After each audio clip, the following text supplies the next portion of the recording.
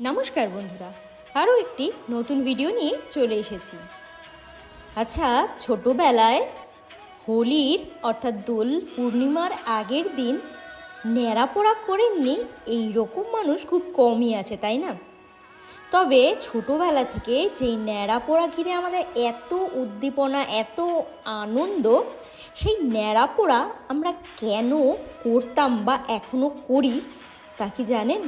আজকের ভিডিওতে এই ন্যাড়াপোড়া, যেটি আমাদের ছোটোবেলাকার নস্টালজিয়া, সেই সম্পর্কেই কিন্তু একটি পৌরাণিক কাহিনী রয়েছে, যা আপনাদের সাথে শেয়ার করে নেব।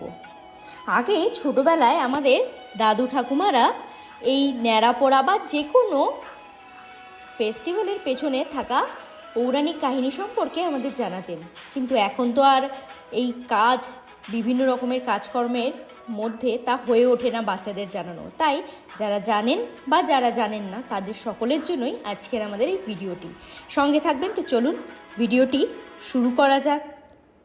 এই ধরনের আরও অনেক ভিডিও পেতে চ্যানেলটি সাবস্ক্রাইব করে বেল আইকনটি প্রেস করে পাশে থাকবেন প্লিজ। প্রজাপতি কশ্যপ ঋষি ও তার পত্নী দিতির গর্ভে জন্ম নেয় দুই অসুর পুত্র, হিরণ্যাক্ষ এবং হিরণ্যকশিপু।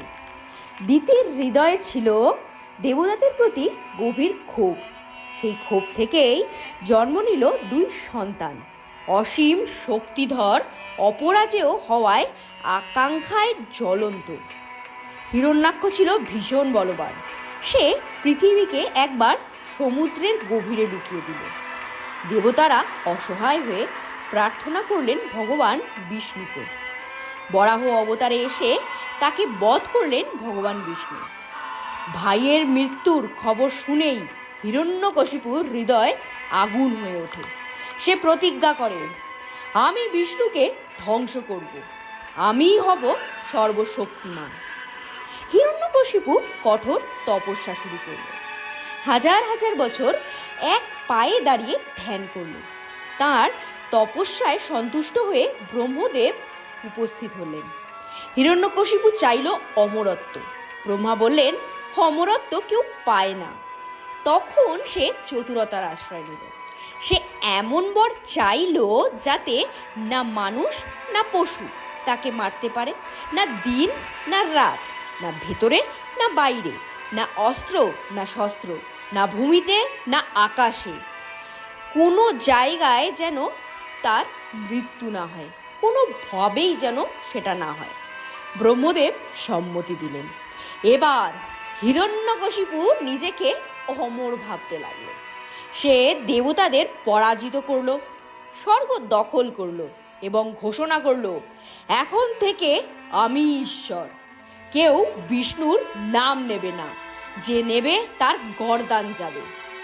হিরণ্যকশিপুর স্ত্রী কায়াধু তখন গর্ভবতী। দেবতারা তাকে বন্দি করলেন। পথে মহর্ষি নারদ এসে কায়াধুকে আশ্রয় দিলেন নিজের আশ্রমে। নারদ মুনির আশ্রমে কায়াধু থাকাকালীন তিনি প্রতিদিন ভগবান বিষ্ণুর মহিমা কীর্তন করতেন। আসলে কি জানেন তো, যেই এনভায়রনমেন্টে, যেই সঙ্গতিতে আপনি থাকবেন না, ঠিক তেমনভাবেই কিন্তু আপনারও মনটা বদলে যাবে। তাই রাক্ষস স্ত্রী হওয়া সত্ত্বেও কায়াধু কিন্তু ভগবান বিষ্ণুর নাম করতে লাগলেন যখন তিনি গর্ভবতী ছিলেন। নারদ মুনির আশ্রমে থাকাকালীন একটা অদ্ভুত ব্যাপার হলো। গর্ভের ভেতরে থাকা শিশুটির সেই ভক্তির কথা শুনল। সেই শিশুই জন্ম নিল প্রহ্লাদ। ছোট্ট প্রহ্লাদ ছিল কোমল হৃদয়ের, শান্ত মিষ্টভাষী, কিন্তু তার অন্তরে ছিল অটুট ভক্তি। সে সবসময় বলতো, ওং নমঃ ভগবতে বাসুদেবায় নমঃ। হিরণ্যকশিপু যখন জানতে পারল তার নিজের ছেলেই বিষ্ণুর ভক্ত, সে যখন তখন উন্মাদ হয়ে গেল। সে প্রহ্লাদকে বোঝাবার চেষ্টা করলো, প্রথমে ধমক দিল, শাসন করলো, কিন্তু প্রহ্লাদ শান্তভাবে বলল, পিতাশ্রী, ভগবান সর্বত্র, তিনি আমাদের রক্ষা করেন। হিরণ্যকশিপু ক্রুদ্ধ হয়ে উঠল। সে আদেশ দিল, প্রহ্লাদকে হাতির পায়ের নিচে ফেলে দাও, পাহাড়ের চূড়া থেকে ঠেলে দাও, বিষ খাওয়াও, যা খুশি করো, সাপের গর্তে নিক্ষেপ করো। কিন্তু প্রতিবারই অদৃশ্য শক্তি তাকে রক্ষা করল। হিরণ্যকশিপুর বোন ছিল হোলিকা। হোলিকা এক বিশেষ বর পেয়েছিল, আগুন তাকে পোড়াতে পারবে না। হিরণ্যকশিপু তখন হঠাৎ তা মনে পড়ায় হোলিকাকে ডেকে পাঠানো হলো। হোলিকা, তুমি প্রহ্লাদকে কোলে নিয়ে অগ্নিকুণ্ডে বসো। চারিদিকে কাঠ সাজানো হলো, বিশাল চিতা প্রস্তুত হলো। হোলিকা আত্মবিশ্বাসী, প্রহ্লাদ শান্ত। আগুন জ্বলে উঠল, শিখা আকাশ ছুলো। লোকেরা ভাবলো এবার শেষ।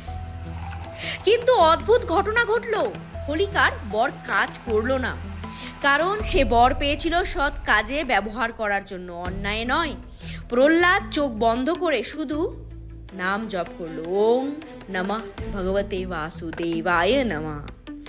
আগুন ক্রমশ হোলিকাকে গ্রাস করলো, আর প্রহ্লাদ রইল অক্ষত।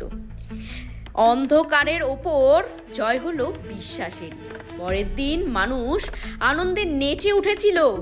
অসুরের অত্যাচার ভেঙে পড়েছে। আগুনের ভস্মকে পবিত্র মনে করা হলো। সেই আগুনের স্মরণে প্রতি বছর এখনো ফাল্গুন পূর্ণিমার রাতে জ্বলে ওঠে হোলিকা। আর পরের দিন রঙের উৎসব হোলি, কারণ জীবনটা সত্যিই খুব সহজ। আগুন যতই জ্বলে উঠুক না কেন, বিশ্বাস যদি অটুট থাকে না, তবে অন্ধকার কখনো জয়ী হতে পারে না।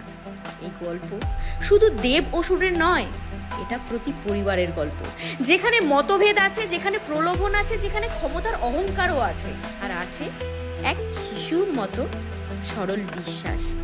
যখন আমরা হোলিকা দহনের আগুনে অর্ঘ্য দিই, তখন আসলে আমরা পুড়িয়ে দিই অহংকার, হিংসা, ঘৃণা, আর পরের দিন রং মাখি ভালোবাসার, বন্ধুত্বের আর আনন্দের। তাই তুমি যখন পরের বার আগুনের সামনে দাঁড়াবে, মনে রেখো, প্রহ্লাদের মতো দৃঢ় বিশ্বাসই জীবনের সবচেয়ে বড় শক্তি। কারণ শেষ পর্যন্ত আগুন পুড়িয়ে দেয় দেহ, কিন্তু বিশ্বাস পুড়িয়ে দেয় অন্ধকার। তাই মনে সেই বিশ্বাস অটুট নিয়ে বলো, ওং নমঃ ভগবতে বাসুদেবায় নমঃ। এই বছর ন্যাড়াপোড়া ছোট হোক বড় হোক, কারা কারা পালন করছেন কমেন্ট বক্সে অবশ্যই জানাবেন। আর এই কাহিনীটি আপনাদের কেমন লাগলো? ভিডিওটি ভালো লেগে থাকলে একটি লাইক এবং চ্যানেলটি সাবস্ক্রাইব করে পাশে থাকবেন প্লিজ। দেখা হচ্ছে একটি নতুন ভিডিও নিয়ে। Till then tata, take care of yourself and your mom dad. জয় শ্রীকৃষ্ণ, রাধে রাধে।